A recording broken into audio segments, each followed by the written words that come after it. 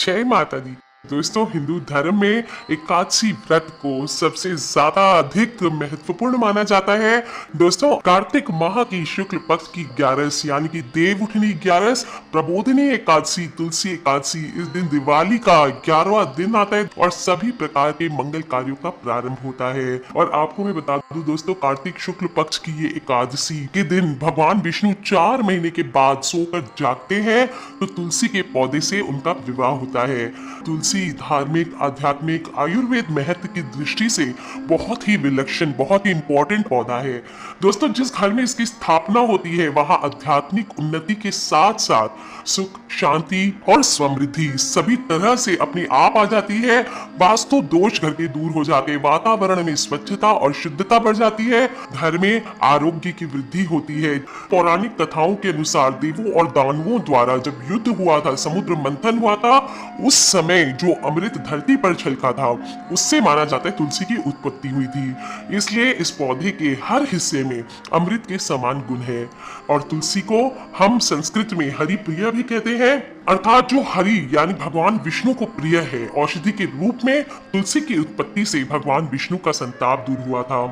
हिंदू धर्म में हमारी मान्यता है कि तुलसी के पौधे की जड़ में सभी तीर्थ, मध्य भाग में तने में सभी प्रकार के देवी देवता और ऊपरी शाखाओं में सभी वेद यानी चारों वेद स्थित हैं। इसलिए दोस्तों, इस मान्यता के अनुसार तुलसी का प्रतिदिन दर्शन करना पाप नाशक समझा जाता है। शाम को अगर रोज एक दिया इसके सामने जलाते हैं, इसका पूजन करते हैं, तो मोक्षदायक माना जाता है। जब हनुमान जी लंका भ्रमण कर रहे थे तो लंका में सिर्फ विभीषण के घर तुलसी का पौधा उनको दिखा था, जिससे वो बहुत प्रसन्न हुए। यही कारण है कि हनुमान जी ने सिर्फ विभीषण के महल को छोड़ करके सारी लंका में आग लगा डाली थी। दोस्तों, हमारे पद्म पुराण में उल्लेख है कि जहां तुलसी का एक भी पौधा होता है वहां त्रिदेव यानी कि ब्रह्मा, विष्णु, महेश निवास करते हैं। दोस्तों, जिस पूजा और यज्ञ के प्रसाद में तुलसी दल नहीं होता, उस भोग को भगवान स्वीकार नहीं करते हैं। भगवान विष्णु और उनके सभी अवतारों और स्वरूपों की पूजा में तुलसी का नैवेद्य नहीं होने से पूजा अधूरी मानी जाती है। विष्णु पूजा के लिए तो यहाँ तक कहा गया कि कोई भी नैवेद्य ना हो, कोई भी विधान ना किया गया हो, केवल तुलसी का एक पत्ता अर्पित कर दें तो पूजा संपूर्ण हो जाती है।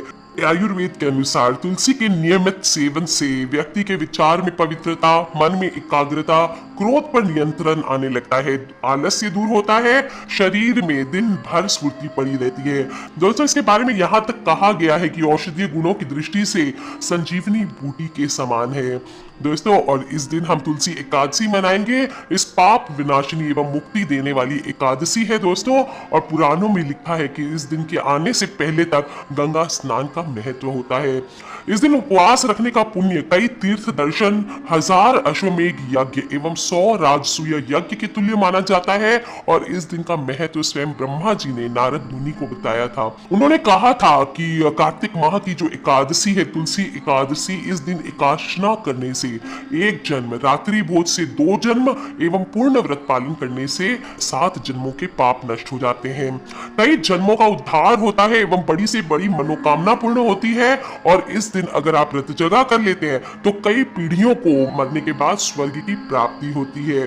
दोस्तों, जागरण का बहुत बहुत महत्व होता है। इससे मनुष्य इंद्रियों पर विजय पाने योग्य बनता है। इस व्रत की कथा सुनने एवं पढ़ने से 100 गायों के दान के बराबर पुण्य मिलता है। और किसी भी व्रत का फल तब प्राप्त होता है जब वह नियम से, विधि विधान के साथ किया जाए। दोस्तों, इस प्रकार ब्रह्मा जी ने इस देव उठनी 11 अथवा प्रबोधिनी एकादशी का व्रत का महत्व नारद जी को बताया एवं प्रति कार्तिक माह में इस व्रत का पालन करने को कहा।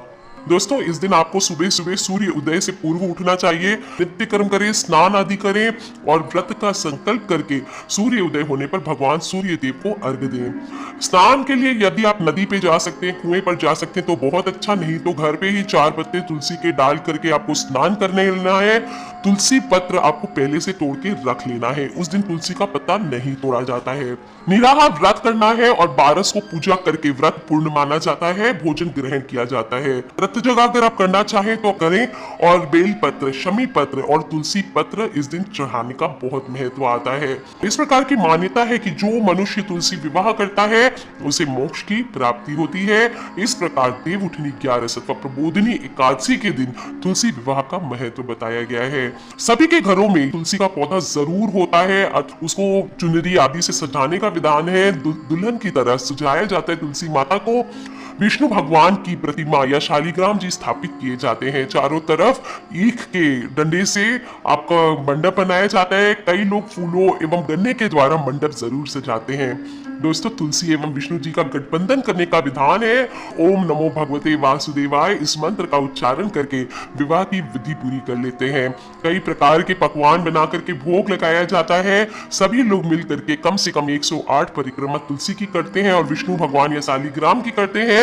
अगर आपके पास विष्णु भगवान की फोटो नहीं है, मूर्ति नहीं है, शालिग्राम जी नहीं है, तो एक मिट्टी के विष्णु भगवान बना करके आप वहां स्थापित कर दे गमले में और उसके साथ गठबंधन कर दे। परिवारजनों के साथ पूजा करने के बाद तुलसी माता की आरती की जाती है, प्रसाद का वितरण किया जाता है। दोस्तों, इस प्रकार इस दिन से 4 माह से जो बंद हो गए मांगलिक कार्य, उन सभी का चतुर्मास जो हम कहते हैं वो शेष होता है। दोस्तों, विष्णु भगवान नींद से जागते हैं और सभी मांगलिक कार्यों का शुभ आरंभ होता है। दोस्तों, तुलसी विवाह के दिन दान का भी बहुत महत्व आता है और इस दिन कन्या दान अगर आप किसी का कर दे तो सबसे बड़ा दान माना जाता है। कई लोग तो तुलसी का दान करके कन्या दान का भी पुण्य प्राप्त करते हैं और इस दिन शास्त्रों में गौ की सेवा का भी बहुत बहुत बात बताया गया है।